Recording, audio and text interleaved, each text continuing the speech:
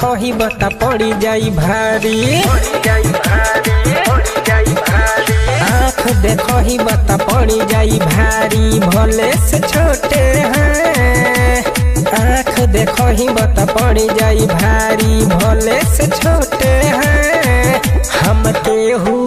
हम केहू के बाप से ना डरी, चमरान जी के छोरे हैं।